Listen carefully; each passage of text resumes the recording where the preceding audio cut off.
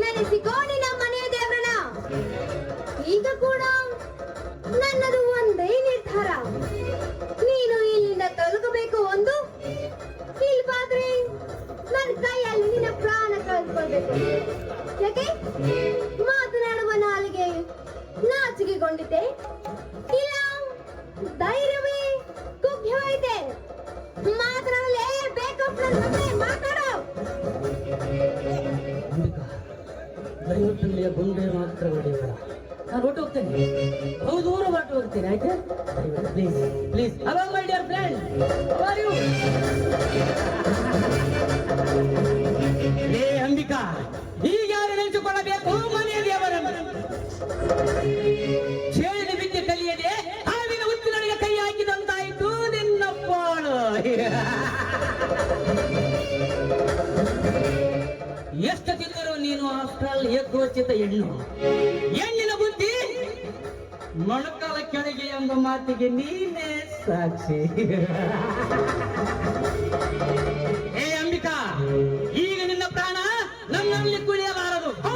ನೆನೆಸಿಕೊ ನಿನ್ನ ಮನೆಯ ದೇವರ.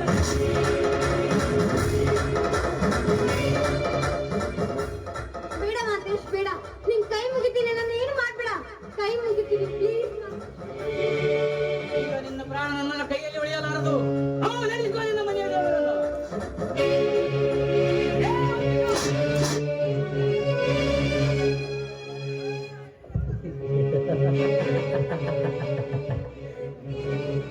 ಅಂಬಿಕಾ, ಇವತ್ತು ಈ ಮನ್ಮಥನಿಂದ ನಿನ್ನ ಅಭಿಷೇಕ.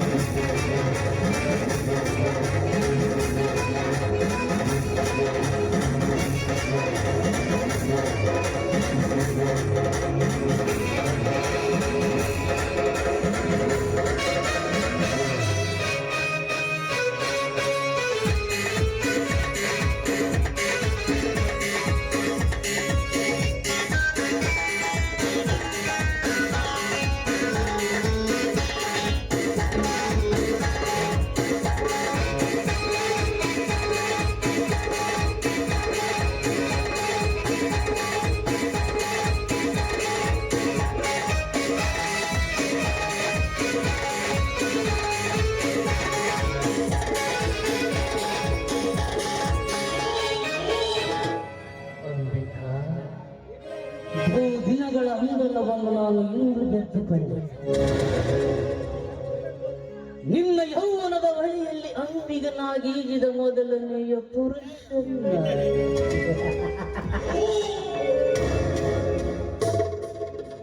ಈಗ ಹೀಗೆ ಅವಳ ಮದುವೆ ಆಗುವುದು ಅರವಿಂದನೊಂದಿಗೆ. ಇದಕ್ಕೆ ಅನ್ನುವರು ಯಾರ ಹೂವು ಯಾರ ಮುಡಿಗೆ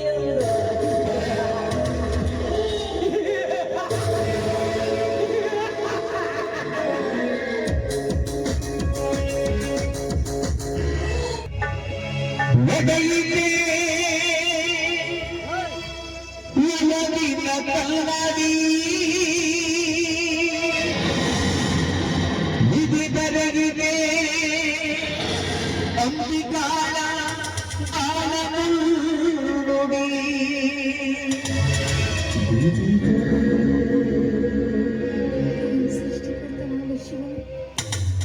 ಎಷ್ಟೊಂದು ವಿಚಿತ್ರವಾಗಿ ಸೃಷ್ಟಿಸಿರುವೆ ನನ್ನ ಭಾವ.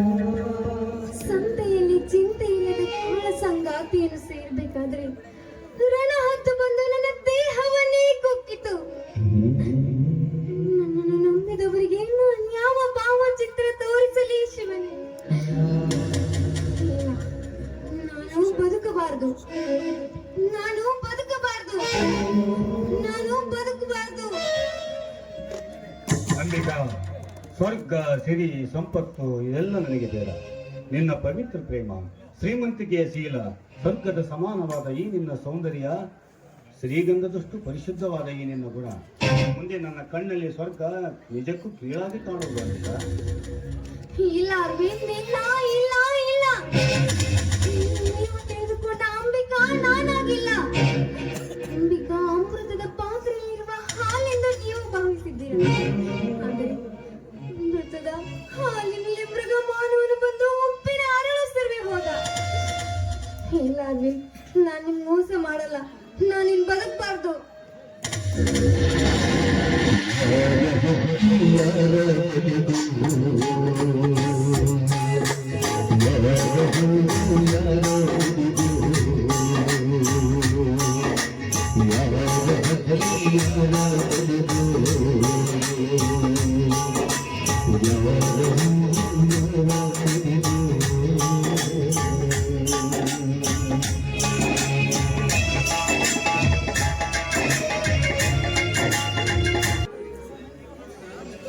ಭಗವಂತ,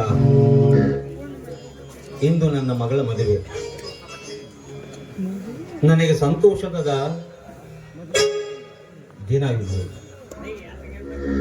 ನನ್ನ ಮಗಳ ಲಗ್ನದಲ್ಲಿ ಯಾವ ವಿಘ್ನಗಳನ್ನು ಬಾರದಂತೆ ಕಾಪಾಡಪ್ಪ ತಂದೆ, ನಿನಗೆ ಕೈ ಮುಗಿದು ಕೊಡುತ್ತೇನೆ.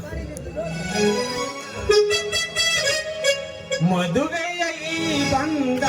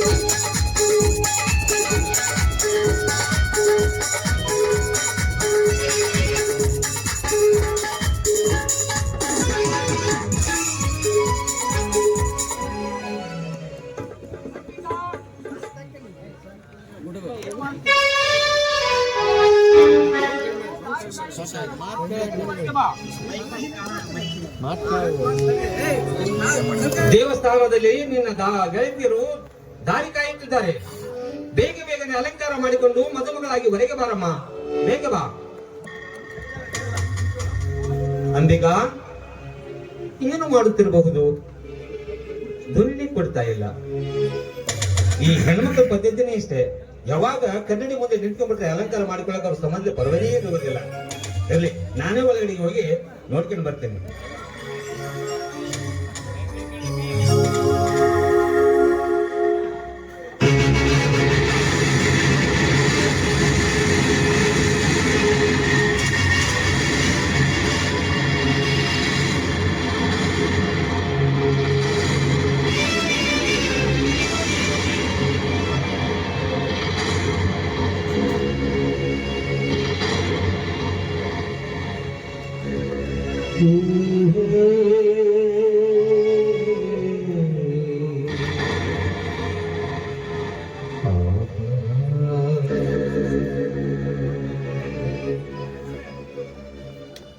ಏನಿದೆ ದೃಶ್ಯ? ನಾನು ನೋಡುತ್ತಿರುವುದು ದೃಶ್ಯ. ಈ ರುದ್ರನ ಮನೆಯೊಳಗೆ ಶೋಷಾನ ದೃಶ್ಯ. ಅಂದರೆ ನನ್ನ ಮಗಳ ಅಂಬಿಕಾ.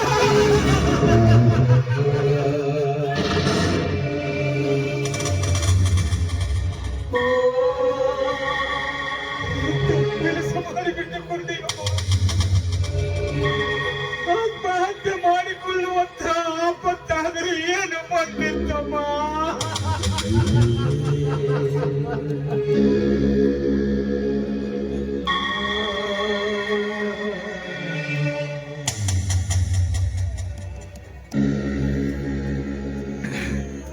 ಕರುಣೆಯಿಲ್ಲವೇ ಕಾಲ ನಿನಗೆ? ಕರುಣೆಯಿಲ್ಲವೇ ಕಾಲ ನಿನಗೆ? ಎನಿತುಂಡರು ನಿನ್ನ ಪುತ್ತಿನ ಶೀಲ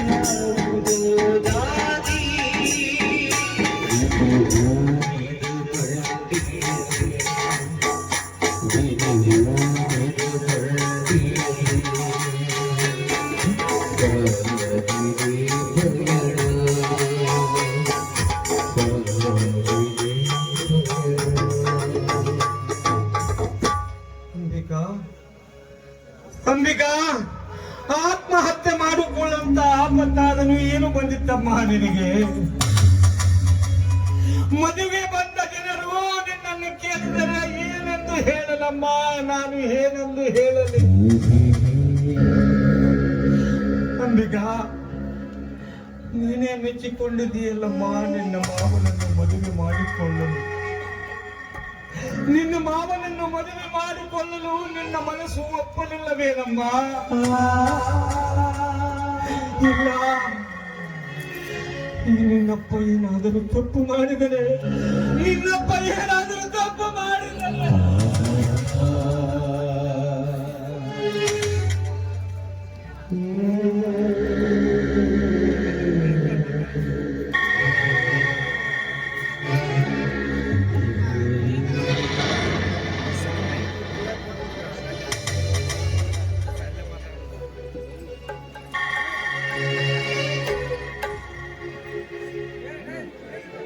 ಓ ಕಾಲ, ಓ ಕಾಲವೇ, ಆಗೊಮ್ಮೆ ಮಡದಿಯ ಮರಣದಲ್ಲಿ ಸೋಲು, ಈಗೊಮ್ಮೆ ಮಡದಿಯ ಮಗಳ ಮರಣದಲ್ಲಿ ಸೋಲು. ಇನ್ನು ಏನತ್ತುಂಟು ಈ ರುದ್ರನ ಜೀವನದಲ್ಲಿ ಸೋಲು?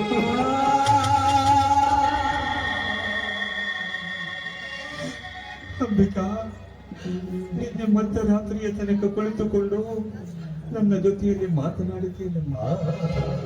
ಅಪ್ಪ, ನಾನು ಮದುಮಗಳಾಗಿ ನಾಳೆ ಮದುವೆ ಮಂಟಪದಲ್ಲಿ ಕೂಡುತ್ತೇನೆ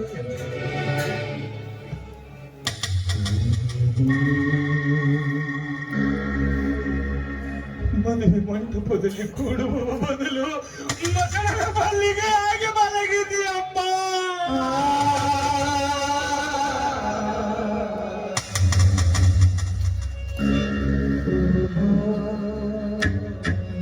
ಹೇ ಸೃಷ್ಟಿಕರ್ತ, ನೀನೆಂತ ಮಹಾಮಹಿಮನಪ್ಪ.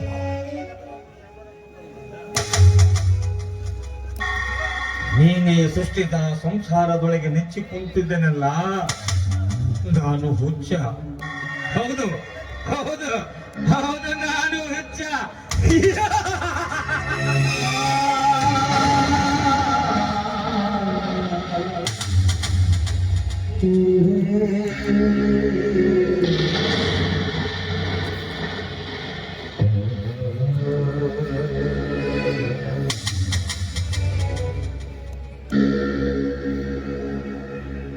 ಅಂದರೆ ಸೃಷ್ಟಿಯೊಳಗೆ ಈ ಮಾನವ ಕುಲವೆಲ್ಲ ನಂಬಿಕೊಂಡು ಬಾಳುತ್ತಿರುವುದು ಎಲ್ಲವೂ ಸುಳ್ಳು. ಹೌದು, ಸುಳ್ಳು.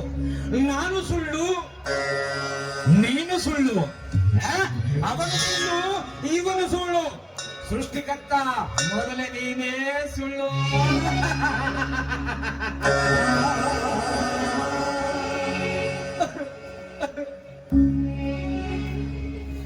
ಏನಿದು ಶಿಬಿರ? ಇದು ರುದ್ರನ ಶಿಬಿರ ಅಲ್ಲ, ಅಲ್ಲ. ತಂತಿ ಹರಿದು ಸ್ವರವನ್ನೇ ಬಾರದಂತೆ ಮೂಲೆ ಗುಂಪಾಗಿ ಬಿದ್ದಿರುವ ತಂಬೋರಿ ಶಿಬಿರ.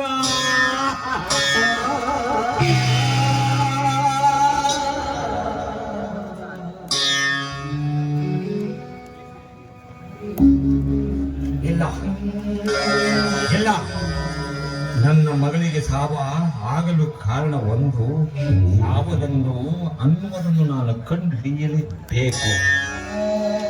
ಆ ದುಷ್ಟ ಶಕ್ತಿಯನ್ನು ನಾನು ಕಂಡುಹಿಡಿಯಲೇಬೇಕು. ನಾನು ಯಾರು ಗೊತ್ತೇ? ನಾನು ಯಾರು ಗೊತ್ತೇ? ರುದ್ರ ರುದ್ರ ಭೈರವ.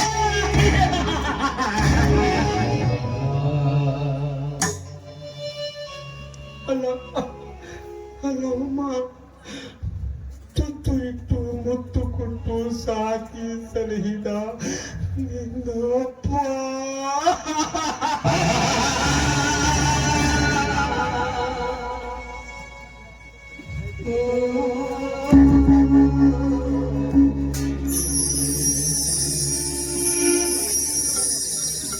ಯಾರು ಮೋಡದ ಮರೆಯಲ್ಲಿ ನಿಂತು ನೋಡುವವರು ಯಾರು?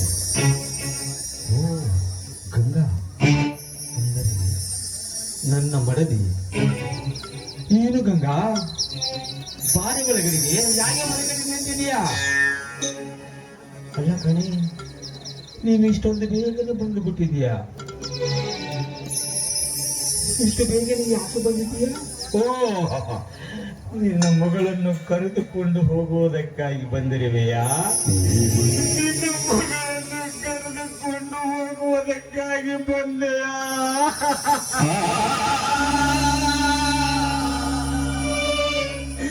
ನಾನು ಪಾಪಿ, ನಾನು ಪಾಪಿ.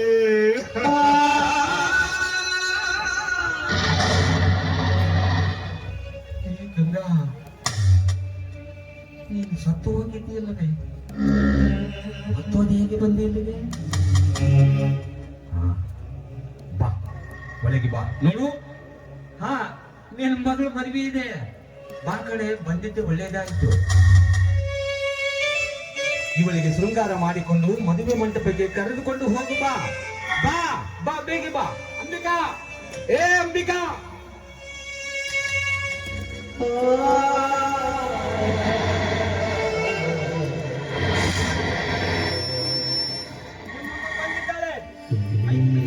ನಿಮ್ಮಮ್ಮ ಬಂದಿದ್ದಾಳೆ ಎಕ್ಕಳಮ್ಮ. ನೋಡು, ನೀನು ಅನಾಥೆ ಅಲ್ಲ, ನಿಮ್ಮಮ್ಮ ಸತ್ತಿಲ್ಲ. ಎಕ್ಕಳು ಎಕ್ಕಳ ಮಗಳೇ, ಎಕ್ಕಳು ಎಕ್ಕಳು.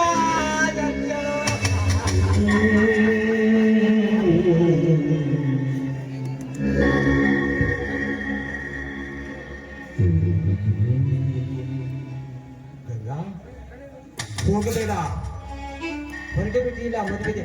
ಹೋಗಬೇಡ, ನನ್ನ ಮಗಳನ್ನು ಕರೆದುಕೊಂಡು ಹೋಗಬೇಡ. ಗಂಗಾ, ಹೋಗಬೇಡ.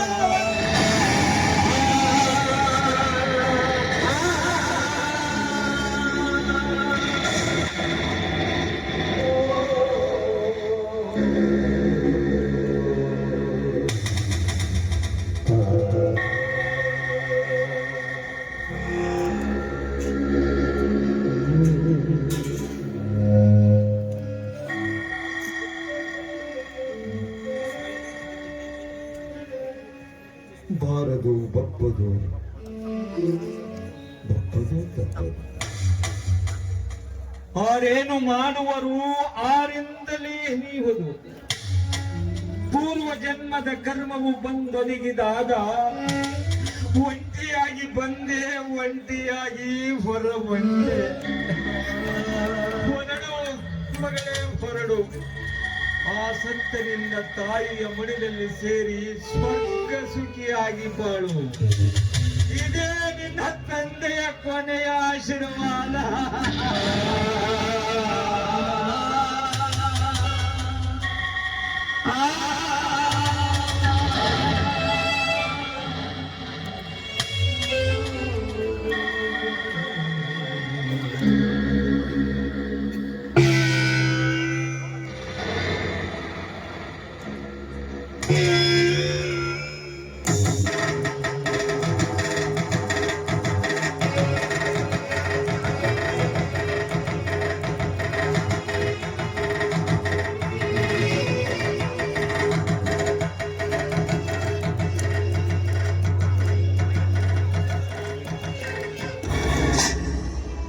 ಹೆತ್ತಪ್ಪನಾದ ರುದ್ರಪ್ಪನಿಗೆ ನಿಮ್ಮ ಮುದ್ದು ಮಗಳಾದ ಅಂಬಿಕಾ ತಿಳಿಸುವುದೇನೆಂದ್ರೆ, ಹೆತ್ತ ತಾಯಿ ತೀರಿ ಹೋದ ಮೇಲೆ ನನ್ನನ್ನು ಮುದ್ದಾಗಿ ಬೆಳೆಸಿ ನನಗೆ ವಿದ್ಯಾಭ್ಯಾಸ ಕಲಿಸಿದ್ರೆ ನನ್ನ ಒಪ್ಪಿಗೆ ಅಂತೆ ನನ್ನ ಪ್ರೀತಮನೊಂದಿಗೆ ಮದುವೆ ಮಾಡಲು ಮುಂದಾದ್ರು. ಈ ಉಪಕಾರ ನಾನು ಯಾವತ್ತೂ ಮರೆಯಲಾರೆ. ಆದ್ರೆ ಮದುವೆ ಮೊದಲನೇ ದಿವಸ ನನ್ನ ಜೀವನದಲ್ಲಿ ನಡೀಲಾದಂತ ಘಟನೆ ನಡೆದು ಹೋಯಿತು. ಮನೆಯಲ್ಲಿ ನೀವಾರು ಇರಲಿಲ್ಲ. ಯಾರು ಇಲ್ಲದ ಸಮಯದಲ್ಲಿ ಈ ಊರಿನ ನ್ಯಾಯಾಧೀಶರೆನಿಸಿಕೊಂಡ ಧನರಾಜ್ ಧನಿಗಳ ಮಗ ನಮ್ಮ ಮನೆಗೆ ಬಂದು ಕಾಮದ ಕೆಟ್ಟ ವಿಚಾರದಲ್ಲಿ ಶೀಲ ಎಂಬ ಹಾಲಿನಲ್ಲಿ ಕಾಮ ಎಂಬ ಹುಳಿಯನ್ನೇ ಹಿಂಡಿದ. ಈ ಅಪವಿತ್ರವಾದ ದೇಹವನ್ನ ಮತ್ತೊಬ್ಬರಿಗೆ ಅರ್ಪಿಸುವುದು ಮಹಾಪಾಪ ಅಂತ ತಿಳಿದು ಇಂದು ಬೆಳಿಗ್ಗೆ ನಾನು ಆತ್ಮಹತ್ಯೆ ಮಾಡಿಕೊಂಡೆ. ಇದು ನಿಮ್ಮ ದೃಷ್ಟಿಯಲ್ಲಿ ತಪ್ಪೋದ ಹಾಕಿದ್ರೆ ದಯವಿಟ್ಟು ನನ್ನನ್ನು ಕ್ಷಮಿಸಿ. ಎಂತಿ ನಿಮ್ಮ ಹತಭಾಗ್ಯ ಮಗಳು ಅಂಬಿಕಾ.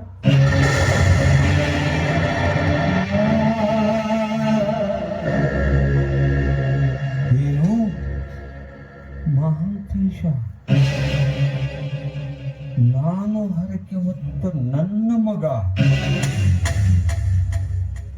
ದಿನನಿತ್ಯ ನನ್ನನ್ನು ಕಾಯುತ್ತಿರುವ ಧನಿಯ ಮಗ ಅಂದರೆ ನನಗೆ ಹುಟ್ಟಿದ ಮಗಳು ಅವನಿಗೆ ಏನಾಗಬೇಕು? ತಂಗಿಯಾಗಬೇಕು. ಇವನು ಅಣ್ಣನಾಗಬೇಕು. ಅಂದರೆ ಸತ್ಯ ಆ ಕವಿ ಸೃಷ್ಟಿಸಿದ ಕೃತಿಯು ಸತ್ಯವಾಗಿದೆ. ಸಾಲಗುಂಡ ಗ್ರಾಮದಲ್ಲಿ KM ಶಿವಯ್ಯ ಎನ್ನುವ ಸ್ವಾಮಿಯು ಕೃತಿಯನ್ನು ಬರೆದಿದ್ದಾರೆ. ಹಿಂದೆ ಒಂದು ಜನ್ಮದಲ್ಲಿ ಮಾತು ತಪ್ಪದ ಮಗ ಅರ್ಥಾತ್ ಕಾಮಕ್ಕೆ ಕಣ್ಣಿಲ್ಲ. ಅದು ಈಗ ನಾನು ನಾಟಕ ರಂಗದಲ್ಲಿ ಕಾಣುತ್ತಿರುವುದು ಮಾತು ತಪ್ಪಿದ ಮಗ ಅರ್ಥಾತ್ ಕಾಮಕ್ಕೆ ಕಣ್ಣಿಲ್ಲ.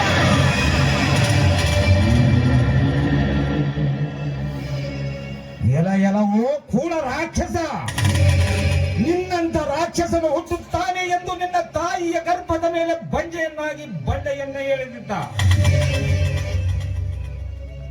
ಮಾನವಂತರ ಮನೆತನಕ್ಕೆ ಮಕ್ಕಳಿಲ್ಲವೆಂದು ಕಾಡಿ ಬೇಡಿ ದೇವರಲ್ಲಿ ಬೇಡಿಕೊಂಡೆ. ಆ ಭಗವಂತನಿಗೆ ಗೊತ್ತಿತ್ತು ನಿನ್ನಂತ ರಣರಾಕ್ಷಸನು ಹುಟ್ಟುತ್ತಾನೆ ಎಂದು.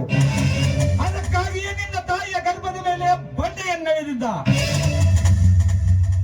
ಅಮ್ಮ ತಾಯಿಗಳಿರ ಮಕ್ಕಳಾಗಿಲ್ಲವೆಂದು ಕಂಡ ದೇವರನ್ನು ಆರಾಧಿಸಿ ಪೂಜಿಸಿ ಹರಕೆಯನ್ನು ಹೊಂದಿದ್ದೇನಮ್ಮ. ನೀವು ಬಂಜೆ ಎಂದು ವ್ಯಥೆ ಪಡುವುದಕ್ಕಿಂತ ಬದಲು ಇಂಥ ರಾಕ್ಷಸರನ್ನು ಜನ್ಮ ನೀಡುವುದನ್ನು ಬಿಟ್ಟಿರೆಂದು ನಿಮಗೆ ಕೈ ಮುಗಿದು ಬೇಡಿಕೊಳ್ಳ. ನಿಮಗೆ ಮಕ್ಕಳಾಗದಿದ್ದರೂ ಚಿಂತೆ ಇಲ್ಲ. ಅನಾಥ ಮಕ್ಕಳು, ನಿರ್ಗತಿಕರು, ಬಡವರ ಮಕ್ಕಳು ನಿಮ್ಮ ಮಕ್ಕಳೆಂದು ಭಾವಿಸಿ ನೀವು ಸಾಕಿ ಸಲಹಿರಮ್ಮ ಇಂಥ ರಾಕ್ಷಸನನ್ನು. ಮಾಂತೇಶ,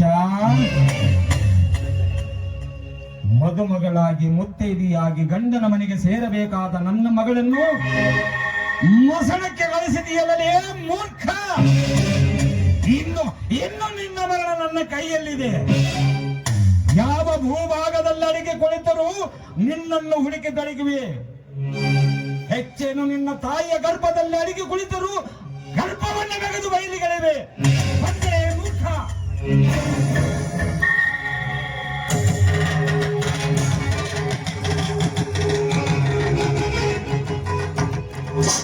ಎಲ್ಲಿರುವಿ? ಹೇಗಿರುವಿ?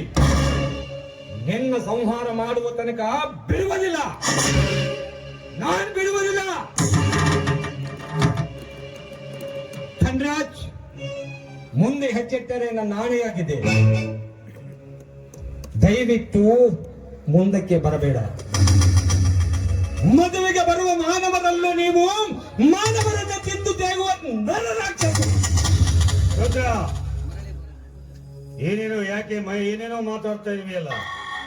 ನನ್ನನ್ನು ಕಂಡ್ರೆ ಸಾಕು ಮಾರುತ್ತ ಭಯದಿಂದ ತಲೆದೆಕ್ಕಿ ಮಾತನಾಡುವ ನೀನು ಇನ್ನು ನಮ್ಮನ್ನೇ ಏಕವಚನದಲ್ಲಿ ಮಾತನಾಡುವಷ್ಟು ಸ್ವಚ್ಛ ನಿನಗೆ. ಏನಾಗಿದೆಯೋ ನಿನಗೆ? ಏನಾಗಿದೆ? ಹುಚ್ಚು ಹಿಡಿದಿದೆ, ಹುಚ್ಚು. ಎಚ್ಚರ ಹೇಳುವವರ ಮನೆಯೊಳಗೆ ಹುಚ್ಚನಾಗಿ ದುಡಿದನಲ್ಲ, ಅದರ ಕಿಚ್ಚು ತಾಳಲಾರದೆ ಹುಚ್ಚು ಹಿಡಿದಿದೆ. ಇದೇನಪ್ಪ, ನೀನಾಡೋ ಮಾತು ನನಗೊಂದು ಅರ್ಥವಾಗ್ತಾ ಇಲ್ಲ. ಅಲ್ಲ, ನಮ್ಮನ್ನ ಕಂಡರೆ ಗೌರವದಿಂದ ಮಾತಾಡ್ತಾ ಇದ್ದವರು ಇಂದು ಏಕವಚನದಲ್ಲಿ ಬಾಯಿಗೆ ಬಂದ ಹಾಗೆ ಮಾತಾಡ್ತಾ ಇದ್ದಿಲ್ಲ. ಯಾಕೆ? ಇಂದು ನಿನ್ನ ಮಗಳ ಮದುವೆ ಇಲ್ಲವೇ?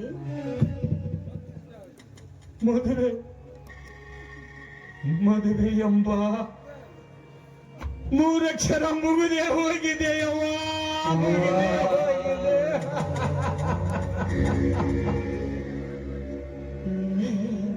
ಮದುವೆ ಮಾಡಿಕೊಂಡು ಗಂಡನ ಮನೆಗೆ ಸೇರಬೇಕಾದ ನನ್ನ ಮಗಳು ಮನೆಯಲ್ಲೇ ಮಲಗಿದ್ದಾಳೆ. ನೋಡಿ ಈ ಮಾತು ಸತ್ಯವೇ? ಸತ್ಯದ ನೀನು ಸತ್ಯ. ಸತ್ತು ಎಷ್ಟೊಂದು ಸುಂದರವಾಗಿ ಮಲಗಿದ್ದಾಳೆ ನೋಡಿಯಲ್ಲಿ.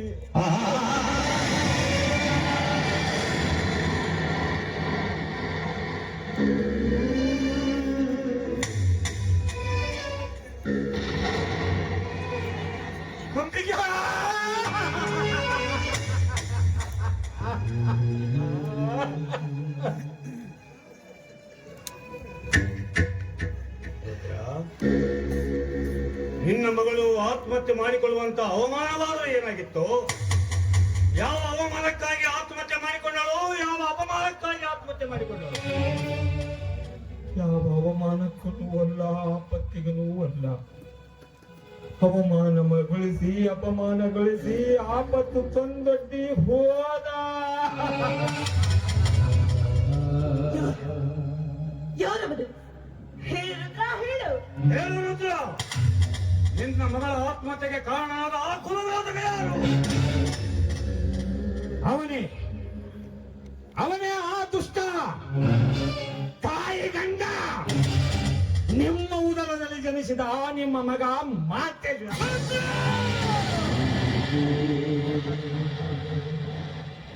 ಏನ್ ಬೋಳ್ತಾ ಇದೀಯ ನೀನು?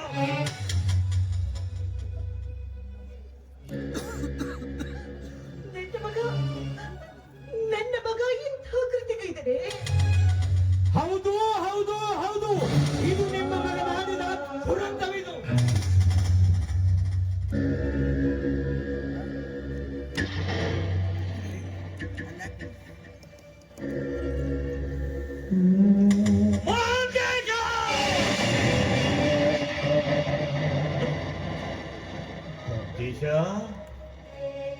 ಶುಭ ಶರಣರ ವಾಣಿಯನ್ನು ಕೇಳಿ ಬೆಳೆದ ಶ್ರೀಮಠದ ಅರಗಿಣಿ ನೀನು ಅಂತ ನಾನು ತಿಳಿದಿದ್ದೆ.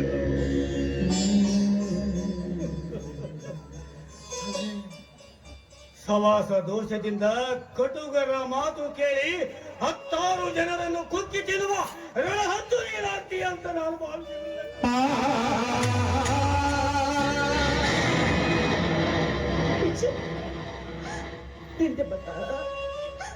ನಾ ಹೆತ್ತ ಮಗ ಎಂತ ಮೋಸ ಮಾಡ್ತಾರೆ ಅಂತ ನಾನು ಕನಸಿನಲ್ಲಿ ಕೂಡ ಭಾವಿಸಿರ್ಲಿಲ್ಲ. ದೇವ, ಯಾರೂ ಕನಸು ಮನಸ್ಸಿನಲ್ಲಿ ನೆನೆಸಿರಲಿಲ್ಲ ದೇವ. ತನ್ನ ಕನಸಲ್ಲಿ ನೆನಸು ಮಾಡಿಕೊಂಡು ಹೋದವನು ಇಲ್ಲಿ ಇಲ್ಲ.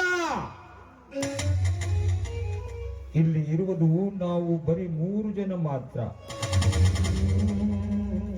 ನೋಡಿ ನೋಡಿ, ಸಂತೋಷ ಪಡಿಸಿಕೊಳ್ಳಿ ನಿಮ್ಮ ಮನಸ್ಸನ್ನು. ಮತ್ತೆಂದು ನಿಮಗೆ ಸಿಗುವುದಿಲ್ಲ ಈ ಸುಂದರವಾದ ಸನ್ನಿವೇಶ.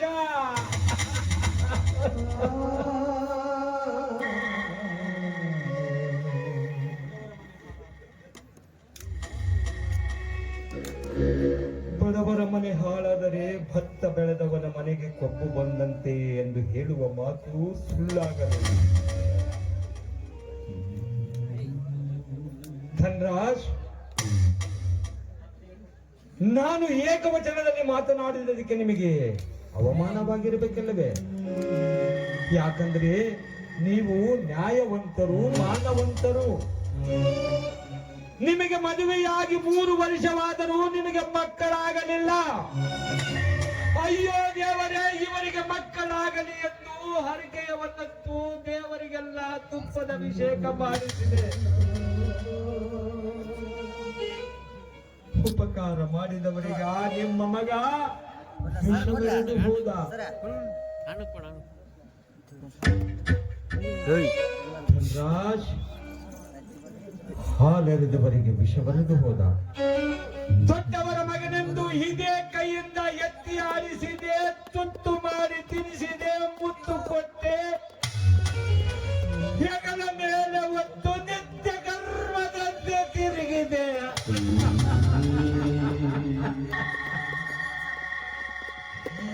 ಕುನಿಗುವ ನಿಮ್ಮ ಮಗ ನನ್ನದಿಗೆ ಒದ್ದು ಹೋದ.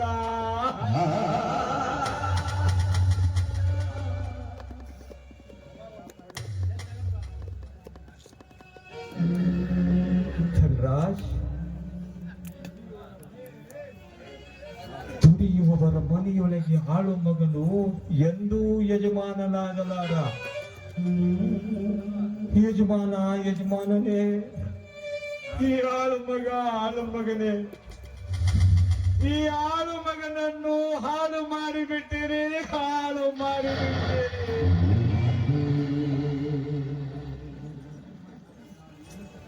ಧನ್ರಾಜ್, ನಾನು ನಿಮ್ಮಂಥವರನ್ನು ಏನೆಂದು ಕರೆಯಬೇಕು? ನಂಬಿದವರನ್ನು ಕತ್ತರಿಸುವ ತಾಯಿ ಗಂಡರನ್ನು ಬೇಕಾ ನಿಮಗೆ?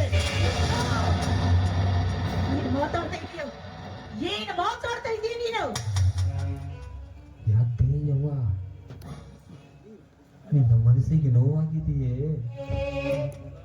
ಅಂದರೆ ನಿಮ್ಮ ಮಗಳ ಮಾಡಿದ ತಪ್ಪು ನಿಮಗೆ ಒಪ್ಪಿಗೆಯಾಗಿದೆ. ಯಾಕಂದರೆ ನನ್ನ ಹೆಂಡತಿಯ ಹೊಟ್ಟೆಯಿಂದ ಒಂದು ಹೆಣ್ಣು ಹುಟ್ಟಲಿ ಎಂದು ಬೇಡಿಕೊಂಡವರು ನೀವು. ಅವಳು ಹುಟ್ಟಿದ ಮೇಲೆ ಎತ್ತಿಕೊಂಡು ನಿಮಗೆ ಮನೆಗೆ ಕರೆದು ತಂದಾಗ ನಿಮ್ಮ ಕೈಯಿಂದಲೇ ಆ ಮಗಳಿಗೆ ಚಿನ್ನದ ಸರ ಹಾಕಿದಿರಿ. ಅದು ಯಾಕೆ ಗೊತ್ತಾ? ಆ ನಿಮ್ಮ ಮಗ ಮನೆಮುರುಗನಿಂದ ನನ್ನ ಮಗಳ ಮಾನ ಕಳೆಯುವುದಕ್ಕಾಗಿ.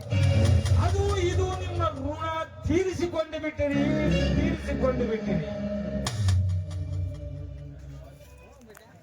ಧನ್ರಾಜ್,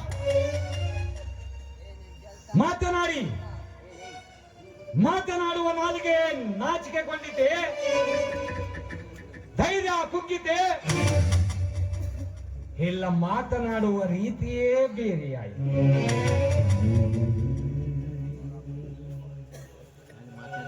ಸುತ್ತ 40 ಹಳ್ಳಿಗೂ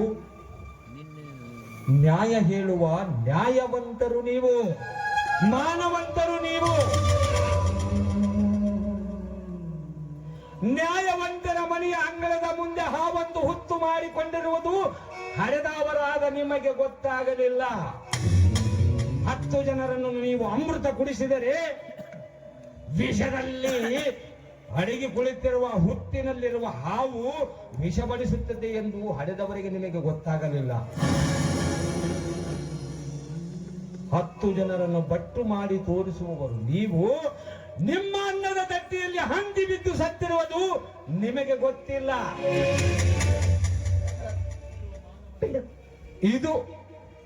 ಇದು ಮಾನವಂತರ ಮನೆತನ. ಇದು ಮಾನವಂತರ ಮನೆತನ.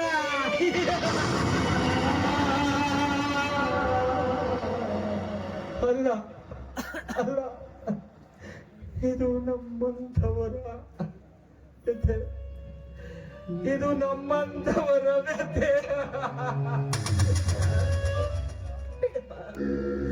ದಯವಿಟ್ಟು ಈ ರೀತಿ ಮನೆ ನೋವಾಗುವ ಹಾಗೆ ಮಾತಾಡ್ಬೇಡ ರುದ್ರ, ಮಾತಾಡ್ಬೇಡ.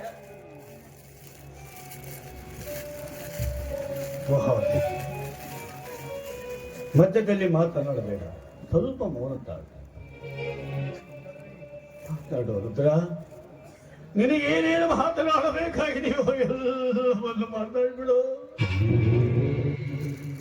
ಯಾಕಂತಂದ್ರೆ ಮಕ್ಕಳನ್ನು ಕಳೆದುಕೊಂಡವರ ಸಂಕಟ ಎತ್ತವರಿಗೆ ಗೊತ್ತೇ ವಿನಃ ನಿಂತು ನೋಡುವವರಿಗೆ ಯಾವ ಕಾಲಕ್ಕೂ ಗೊತ್ತಾಗಲ್ಲ. ನಿನ್ನ ಮಾತಿನಿಂದ ನಾವು ತಪ್ಪಲು ಮಾಡ್ತೀವಿ, ನಿನ್ನ ಮಾತಿನಿಂದ ನಾವು ಸಿದ್ಧನೂ ಆಗಬಾರ್ದು. ರುದ್ರ, ಹೀಗೆ ಸತ್ತಿರೋಳು ನಿನ್ನ ಮಗಳಲ್ಲಪ್ಪ, ನನ್ನ ಮಗಳು ನಿನ್ನ ಮಗಳ ಮದುವೆ, ನಿನ್ನ ಮಗಳ ಮದುವೆ ಅಲ್ಲೋ, ನನ್ನ ಮಗಳ ಮದುವೆ.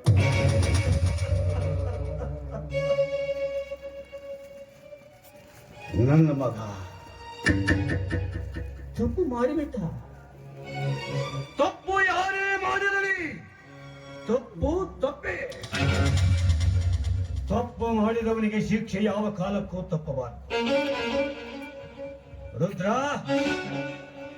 ಮಗ ಮಾಡಿದ ತಪ್ಪನ್ನು ಮುಚ್ಚಿಟ್ಟುಕೊಂಡು ಮೆಚ್ಚಿಕೊಳ್ಳುವಷ್ಟು ಬದ್ಮಾಸ್ನಾನಲ್ಲ ಕಡೋ.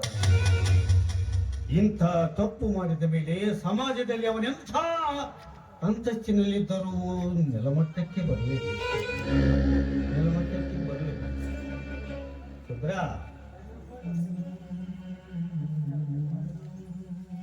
ಇಲ್ಲಿವರೆಗೆ ನೀನು ಬರೀ ಬಾಯಿ ಮಾತಿಂದ ನಮ್ಮಿಬ್ಬರನ್ನು ಹೊಡೆದಿದೆ. ನನ್ನ ಮಗ ಮಾಡಿದ ಈ ಮುಟ್ಟಾದ ಕೆಲಸಕ್ಕೆ ನಿನ್ನ ಕಾಲಿನಲ್ಲಿರುವ ಕೆರವಿನಿಂದ ಹೊಡೆದರು.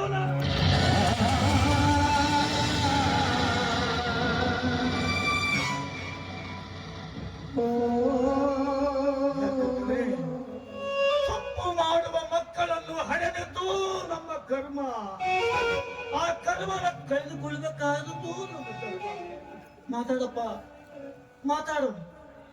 ಆದ್ರೆ ಇಷ್ಟೇ, ನೀನೇನೇ ಮಾಡಿದ್ರು, ನೀನೇ ಎಷ್ಟು ಕೂಗಾಡಿದ್ರು, ಕಳೆದು ಹೋದ ನಿನ್ನ ಮನೆಯ ಮಾನ, ಮಗಳ ಪ್ರಾಣ ಯಾವ ಕಾಲಕ್ಕೂ ಮರಳಿ ಬರೋದಿಲ್ಲ ಕಣೋ, ಯಾವ ಕಾಲಕ್ಕೂ ಮರಳಿ ಬರೋದಿಲ್ಲ. ಅದಕ್ಕಾಗಿ ನಿಮ್ಮ ಮಗ ಮಾಡಿದ ತಪ್ಪನ್ನು ನಾನು ಮರೆತು ಬಿಡಲೇ? ಮರೆತು ಬಿಡು ಎಂದು ಹೇಳಲು ನಾನೇನು ಹುಚ್ಚನಲ್ಲ. ಎಚ್ಚರ ತಪ್ಪಿ ಮಾಡಿದ ನನ್ನ ಮಗನ ತಪ್ಪಿಗೆ ಶಿಕ್ಷೆ ಕೊಡಲು ನನಗೆ ಅಧಿಕಾರ ಕೊಡು. ಆ ಕೆಲಸ ನಿನ್ನಿಂದ ಸುತ್ತು 40 ನ್ಯಾಯ ಹೇಳಿದ ನಾನು ನಮ್ಮ ಹೊಟ್ಟೆಯಲ್ಲಿ ಹುಟ್ಟಿದ ಆ ಕುಲಘಾತಕ ಜಂತುವಿಗೆ ಶಿಕ್ಷೆ ಕೊಡದೆ ಹೋದ್ರೆ ಆ ಶಿವನೇಕು ನನ್ನ ಅಂತರಾತ್ಮ ಒಪ್ಪೋದಿಲ್ಲ. ನನ್ನ ಅಂತರಾತ್ಮ ಒಪ್ಪೋದಿಲ್ಲ. ರುದ್ರ, 50 ವರ್ಷದ ನನ್ನ ಗೆಳೆತನದಲ್ಲಿ ಯಾರ ಮುಂದೆಯೂ ಕೈ ಚಾಚಿ ನಿಲ್ಲದ ನಿನ್ನ ದಡಿ ಇಂದು ಒಂದು ಮಾತಿನ ಭಿಕ್ಷೆಗಾಗಿ ನಿನ್ನ ಮುಂದೆ ಕೈ ಚಾಚಿ ನಿಲ್ತೀನೋ ರುದ್ರ. ನನ್ನ ಮುಂದೆ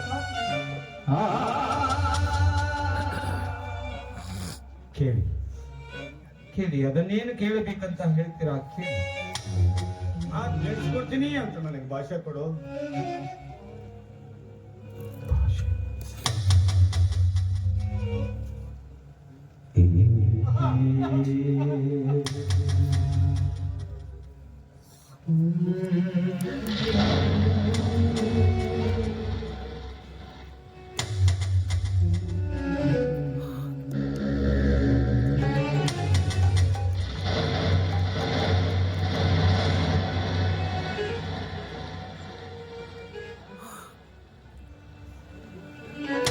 ಆಯ್ತು, ತೆಗೆದುಕೊಳ್ಳಿ.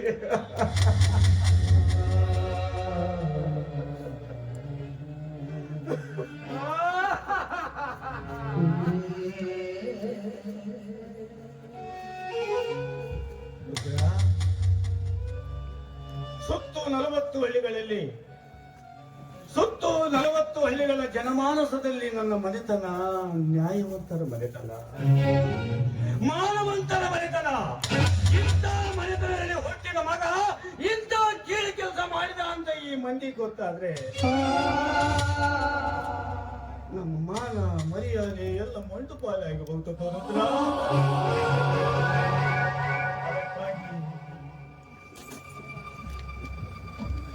ಅದಕ್ಕಾಗಿ ರುದ್ರ, ಅದಕ್ಕಾಗಿ ನಾನೇನು ಮಾಡಬೇಕಿದ್ದೇನೆ?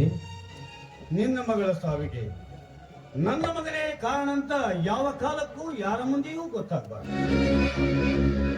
ನಿನ್ನ ಮಗಳ ಸಾವು ಆತ್ಮಹತ್ಯೆಯಲ್ಲ, ಆಕಸ್ಮಿಕ ಸಾವು ಅಂತ ಮುಚ್ಚಾಕಿ ಬಿಡ್ತಾರೆ. ನಿನ್ನ ಮಗಳ ಸಾವಿನಿಂದ ತಲತಲಾಂತರಿಂದ ಕಾಯ್ದುಕೊಂಡು ಬಂದ ನನ್ನ ಮನೆತನದ ಮಾನ ಹೋಗಬಾರ್ದು. ಮದುವೆಗೆ ಬಂದ ಜನರಿಗೆ ಹೇಳಿ ಕಲಿಸುವ ಭಾರ ನಿನ್ನದು. ನನ್ನ ಮನೆಯ ಮಾನ ಉಳಿಸುವಂತ ನಿನ್ನ ಕೈ ಮುಗಿಸಕ್ಕೆ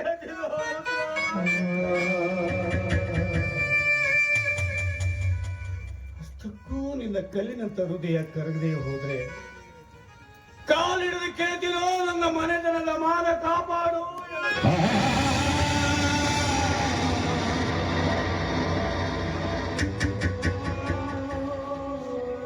ನಿಜರನ್ನ ಮಗ ಮಾಡಿದ ತಪ್ಪಿಗಾಗಿ ಹೆತ್ತವರಿಗೆ ಶಿಕ್ಷೆಯನ್ನು ಕೊಡ್ಬೇಡಪ್ಪ. ಯಾಕೆಂದ್ರೆ ನೀನು ಕೂಡ ಅದೇ ಮನೆಯಲ್ಲಿ ಬೆಳೆದಿದ್ದೀಯ. ದಯವಿಟ್ಟು ಇದೊಂದು ಭಾರವನ್ನ ನೀನು ಹೊತ್ತುಕೊಳ್ಳಲೇಬೇಕು. ಮಹಾದೇವಿ, ನಮ್ಮ ಮನೆತನದ ಮೇಲೆ ನಮ್ಮ ಮೇಲೆ ಈ ರುದ್ರ ಇಟ್ಟ ಅಭಿಮಾನನ ನಿನ್ನ ಹೊಟ್ಟೆಯಲ್ಲಿ ಹುಟ್ಟಿದ ಕೆಟ್ಟವಳು ಇರ್ಲಿಲ್ಲ ಕಡೆ. ಅಂಥ ವಿಷ ಜಂತುವನ್ನು ಹೇರುವ ಬದಲು ನೀನು ಬಂಜೆ ಹೇಗಿದ್ದರೆ ಎಷ್ಟು. ನೀನು ಮಗಳ ಶವ ಸಂಸ್ಕಾರದ ವ್ಯವಸ್ಥೆ ನೀನು ಮಾಡು. ನಾನು ಬಂದ ಬೀಗರಿಗೆ ಏನಾದರೂ ಹೇಳಿ ಕಳಿಸಿಕೊಟ್ಟು. ಆಯಿತು ಆಯಿತು ಜಡೆ.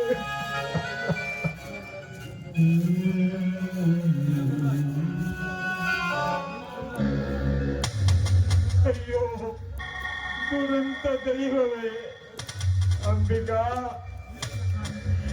ಹೆತ್ತ ಕರಳನ್ನೇ ಕತ್ತರಿಸಿಕೊಂಡರೂ ಮಾತಿನಲ್ಲಿ ಸಿಲುಕಿಕೊಂಡೆ. ಆ ಮನೆಯ ಅನ್ನ ತಿನ್ನಿದ ಋಣಕ್ಕಾಗಿ ನನ್ನನ್ನು ಬಂಧಿಸಿ ಬಿಟ್ಟರಮ್ಮ, ಬಂಧಿಸಿ ಬಿಟ್ಟರು.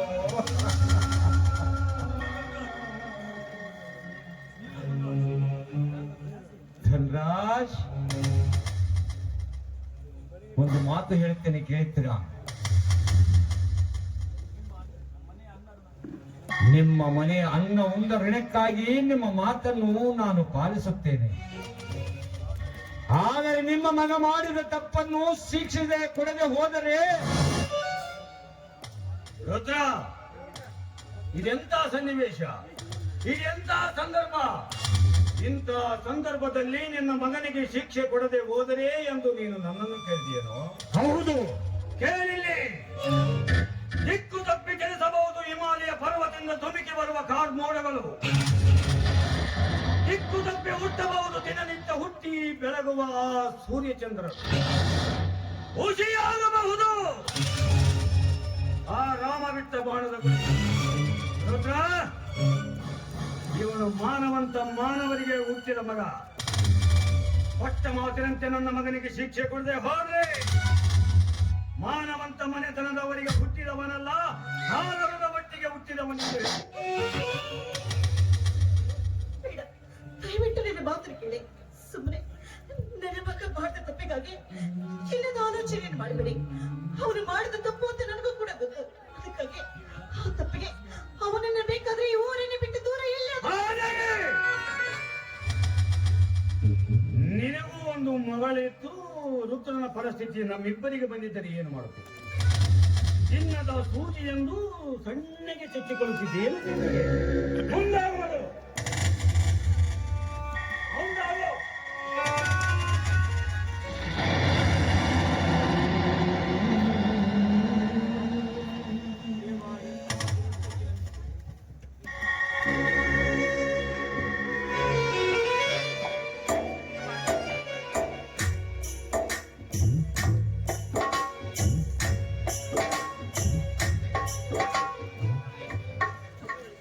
ಬರಡಿ ಬಾರ ದೂರಿಗೆ ನಿನ್ನ ಪಯಣ, ಬರಡಿ ಬಾರ ದೂರಿಗೆ ನಿನ್ನ ಪಯಣ. ಹೇಳಲಾಗದ ಮಾತಿನಲ್ಲಿ, ನೋಡಲಾಗದ ಕಣ್ಣಿನಲ್ಲಿ, ಕೇಳಲಾಗದ ಧ್ವನಿಯಲ್ಲಿ, ನೋಡಲಾಗದ ಕಣ್ಣಿನಲ್ಲಿ ಬದುಕು ಬಿಟ್ಟಿದ್ದಲ್ಲ ನನ್ನ ಇದೆಯೋ ನೀನ, ಇದೆಯೋ ನೀನ. ಬರಲಿ ಬಾರ ದೂರಿಗೆ ನಿನ್ನ ಪಯಣ, ಬರಲಿ ಬಾರ ದೂರಿಗೆ ನಿನ್ನ ಪಯಣ.